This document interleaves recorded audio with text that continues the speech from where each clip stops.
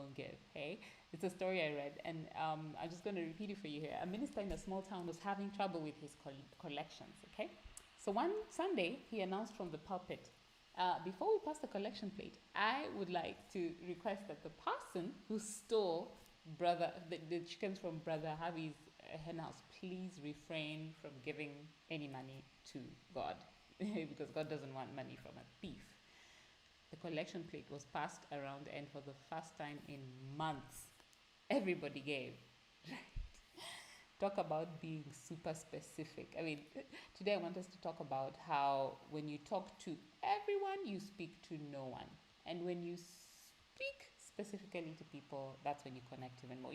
This is the thing, we all assume, and it's human nature, we all assume that, when you're general, as a person who wants to target clients, as a person who wants to, bring people into your practice, that when you speak to everyone, you're going to get more clients. You see, we feel that being general and generic as opposed to specific helps us to get more people. But this is the truth, you guys. The truth is that being specific actually helps us to connect more to people, right? Rather than being general, we think that it helps us to connect to more people, but being specific helps us to connect more to people, to those that actually need us.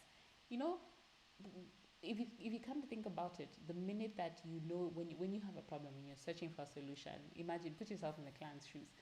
You don't really have a very specific problem. You know what I mean? I think of when we first arrived in this country and we were looking for a place to stay, for example. Even when COVID broke out and we're looking for online shopping opportunities. And so when I got an ad in my feed that said, hey, guess what? Free online shopping, delivery to any location. I quickly clicked through the ad and I quickly signed up. And I've been a faithful customer since then. One of the supermarket chains here was offering that. And because they were super specific, right? About who they wanted to service, what service it was they were offering. If you're someone, we talked about this earlier a couple of days back, but it's something that I really want to just emphasize even more. Like, in this world where we're full, there's so many things happening around us, so many things vying for our attention. As human beings, we have this thing that stops us from feeling overwhelmed. Our brains automatically switch off, okay? Our brains switch off and just put aside the things that do not actually make an impact, do not concern us, the things that are not relevant to us. So you can imagine, is there no volume once more? That is very interesting. I see. I'm going to add the volume and see if you can actually hear better. Let me know if that's any better, okay? I've tried to add it a bit, but thanks, Forson, for letting me know about the volume. So the more specific that we are, the better that people are able to listen to us and hear us, okay? The more that people are able to recognize themselves in what we are saying, okay? And today is just going to be a really short one to teach this.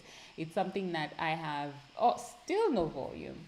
That is very interesting. What is going on with this? That is very, okay. It's not on my phone. Well, let me know in case that you guys are having a problem to hear me, because, tell me if you do hear me okay. Now, I think I seem to be getting a problem with volume for today for some reason, but let's just keep going. If I experience that, I might have to repost this again later on, but thank you, Patrick, thank you, Forson, for letting me know. Yes, so when you experience this issue, when you experience this in your business, in whatever you do in your private practice, you realize how effective it is to just call people out specifically, to tell them, you know what, one example for me is when I talk about real estate, I actually speak with people who desire to, invest. And one of the specific markets I speak to is diaspora investors, okay? People like me who live abroad and they want to invest back in their home country. And because of that specific targeting, the people that work with me always know the kind of thing that I offer. And it has been one of the best performing outreaches that I've ever done in terms of reaching out to this type of people. Okay, so it's just a tip to you guys. Great. Thanks so much for letting me know that you can hear me. It's just a tip to you guys. I trust that you will be able to apply this wherever you are in your business. Think specific, okay? Rather than thinking of parents, think parents with teens. Rather than thinking of, you know, elderly people, think elderly people who worked in financial management for their careers, their whole lives. You know, rather than think, you know, what else, all sorts of different ways that you can actually specify your audience. And guess what, how will you know? You know best. You know the people you work with, you know the people you get results. Don't look too far. Look at yourself as a person that represents who your audience is. You represent your audience in a way, especially if it's a problem you solved for yourself, and now you're helping solve it for your audience. Okay. If you already have existing clientele, just look at that list of clientele and figure out who's the person that gets the best results from working with you, and just, you know, amp that up. So this was a short one. Jackie Tuma, business coach and investment coach, just reaching out to you guys to let you know, if you'd like to talk more about how to grow your business, how to also make real estate investments at work, reach out to me. I'm going to put the link on the description, and we'll see you again next time. Over and out.